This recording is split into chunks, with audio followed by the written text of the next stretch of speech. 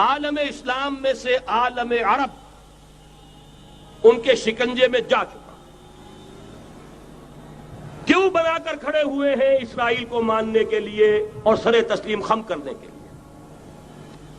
بہرحال نوٹ کر لیجئے، عالم عرب جا چکا۔ کوئی دن کی بات ہے، میں سنسنی پیدا نہیں کرنا چاہتا، لیکن حالات اور واقعات سے نگاہیں بند کرنا بھی کوئی دانش مندی کی بات نہیں ہے۔ یہ ایودھیا کی مسجد شہید کی گئی، ابھی یہ ایک بہت بڑا مزار جو ہے شہید کیا گیا، اور اس کے ساتھ کئی مسجدیں شہید کی گئی۔ یہ سب کیا ہے؟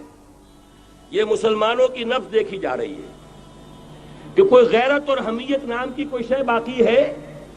جیسے علامہ اقبال نے وہ نظم لکھی تھی، عبد القادر روہیلا بڑا ظالم جفاجو کینہ پرور تھا، لیکن یہ کہ اس نے جو ایک ٹیسٹ لیا تھا کہ وہ جو عورتیں ہیں تیموری خاندان کی، ان میں کوئی رمق رہ گئی ہے؟ معلوم ہوا کہ نہیں، کہ غیرت نام تھا جس کا گئی تیمور کے گھر سے، ختم، غیرت نکل گئی۔ اسی طرح ایودھیا کی مسجد، اب چرار شریف، اور یہ کوئی دن کی بات ہے کہ اب مسجد اقصی کا نمبر آیا کہ آیا، اس کے لیے پوری تیاریاں ہو چکی ہیں۔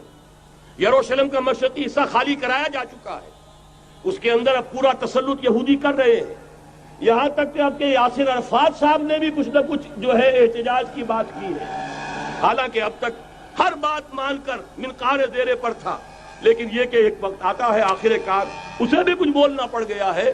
لیکن یہودی اب پیچھے قدم ہٹانے والا نہیں ہے۔ ان کا تھرڈ ٹیمپل، 30ویں مرتبہ ہیکل سلیمانی تعمیر ہونا ہے، نوٹ کر لیجئے۔ ان کے لیے وہ وہی کچھ ہے جو ہمارے لیے کعبہ ہے، ان کے لیے ہیکل سلیمانی بالکل وہی حیثیت رکھتا ہے جو ہمارے لیے کعبہ۔ وہ ہیکل سلیمانی ایک مرتبہ پہلے نبوکدنضر کے ہاتھوں مسمار ہوا، پھر سن 70 عیسوی میں ٹائٹس کے ہاتھوں مسمار ہوا، سن 70 کے بعد آج 1995 میں کتنے برس ہو گئے؟ پورے 1925 برس ہو گئے کہ ان کا کعبہ زمین بوس پڑا ہوا ہے۔ اب تک تو ان کا بس نہیں تھا، اب تو بس ہے کہ نہیں؟ اب ان کی حکومت ہے کہ نہیں؟ اب شاہ حسن ہو چاہے شاہ حسین، ان کے نوکر اور چاکر ہیں یا نہیں؟ اب انہیں ڈر کس کا ہے؟ لہذا کوئی دن کی بات ہے، مسجد اقصی شہید ہوگی اور ٹیمپل کی تعمیر شروع ہوگی۔ یہ تو بہرحال ایک نقشہ ہے۔ اگلا نقشہ آپ کو بتانا چاہتا ہوں، ایک دوسری تصویر ہے۔ یہ تصویر ہے زمینی، ایک تصویر ہے آسمانی۔ وَمَكَرُوا وَمَكَرَ اللَّهُ وَاللَّهُ خَيْرُ الْمَاكِرِينَ۔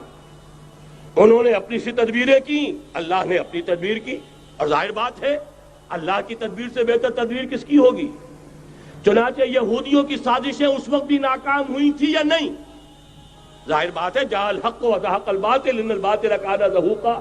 لہذا یہ آیتیں دونوں اعلان کر رہی ہیں کہ یہودیوں کی سازشیں بالآخر ناکام ہوں گی اور دین حق کا بول بالا ہو کر رہے گا۔ یہ تو ان آیتوں سے ظاہر ہے۔ یریدون لیطفئوا نور اللہ بافواہہم واللہ متم نورہ ولو کرہ الکافرون۔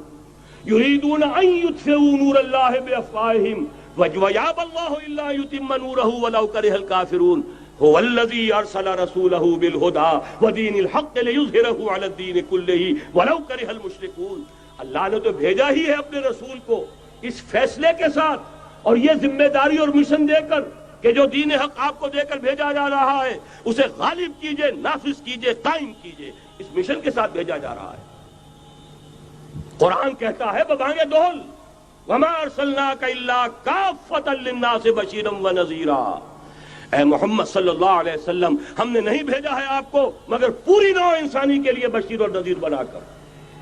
تو جان لیجئے کہ یہ مقصد بعثت محمدی صلی اللہ علیہ وسلم بتمام و کمال اس وقت پورا ہوگا جب کل عالم انسانیت پر، کل روئے ارضی پر اللہ کا دین اسی طرح غالب ہو جائے گا جس طرح کہ محمد رسول اللہ والذین معہ صلی اللہ علیہ وسلم ورضی اللہ تعالی عنہم اجمعین، ان کے ہاتھوں سے، ان کے ایثار سے، ان کی قربانیوں سے، جن کا نقشہ آپ کے سامنے مولانا کھینچ چکے ہیں، ان کے اثار، ان کی قربانیاں، ان کی محنت، ان کی جفاکشی، ان کی سرفروشی، ان کے جان تن من دھن لگا دینے کے نتیجے میں جیسے اس وقت غالب ہوا تھا کل روئے ارضی پر غالب ہوگا، تب کہیں جا کر مقصد بعثت محمدی مکمل ہوگا۔ یہی وجہ ہے اقبال نے کہا تھا وقت فرصت ہے کہاں، کام ابھی باقی ہے، نور توحید کا اتمام ابھی باقی ہے۔ لیکن ساتھ ہی خوشخبری بھی دی تھی، یہ چمن معمور ہوگا نغمہ توحید سے، آئے گا وہ دور، یہ چمن معمور ہوگا نغمہ توحید سے، لازماً آ کر رہے گا۔